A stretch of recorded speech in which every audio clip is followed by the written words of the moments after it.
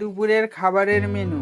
এটা লাউ ডাল, আর এটা মানকচু ডাঁটা আর পুকুরের জ্যান্ত মাছের ঝোল, আর এটা সাদা আমার ভাত। চ্যানেলে সবাইকে স্বাগত। আজ দেখাবো এই পুকুরে জ্যান্ত মাছ দিয়ে মানকচু আলু সজনে ডাঁটা ঝোল রেসিপি। মাছগুলো আমি কেটে ধুয়ে নিয়েছি।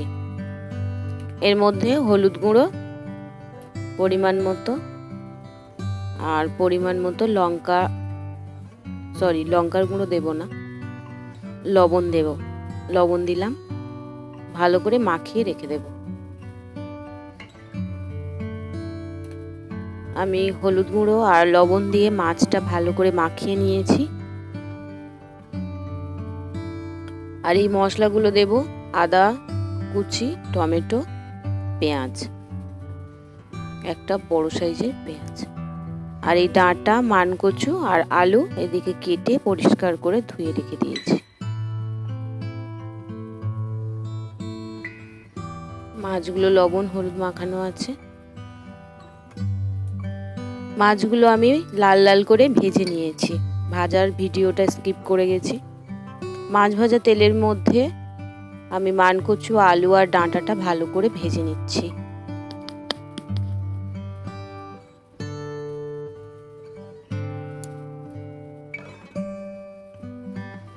মানকচু আলু আর ডাঁটাটা আমার ভাজা হয়ে গেছে লাল লাল করে। নামিয়ে নিয়েছি।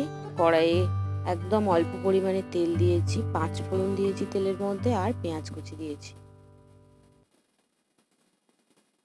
এগুলো একটু ভাজা ভাজা করে দিচ্ছি। খুব সামান্য তেল দিয়েছি, দেখতেই পাচ্ছেন, কারণ সবজিগুলো আমার সবই তেলে ভাজা। আর দিচ্ছি আদা কুচি,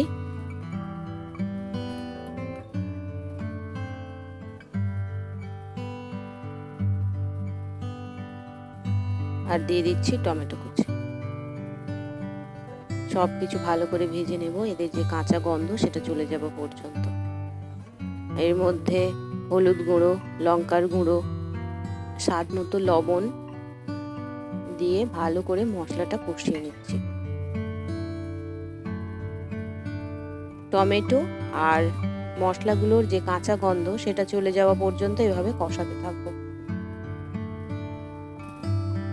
তেল ছেড়ে দিয়েছে, আমার মশলা কষানো হয়ে গেছে। এর মধ্যে আমি ভেজে রাখা সবজিটা দিয়ে দিলাম।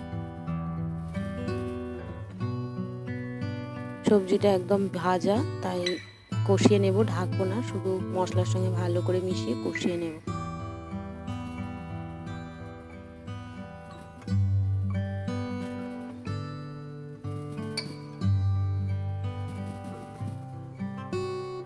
সবজি যত ভালো কষানো হয় রান্নার স্বাদ ততই ভালো হয়। সবজি কষানোর উপর ডিপেন্ড করে রান্নার স্বাদ। আমি খুব সুন্দর করে সবজিটা কষিয়ে নিয়েছি। এর মধ্যে দিয়ে দিচ্ছি পরিমাণ মতো জল। যে যেমন ঝোল খেতে পছন্দ করে সেই পরিমাণে জল দিতে হবে। আমি এটা একটু ঝোল করব, তাই জলের পরিমাণটা একটু বেশি দিচ্ছি।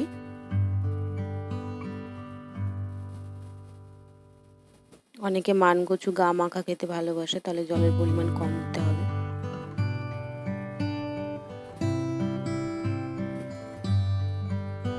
ঢেকে দিয়েছি সবজিগুলো সিদ্ধ হওয়ার জন্য।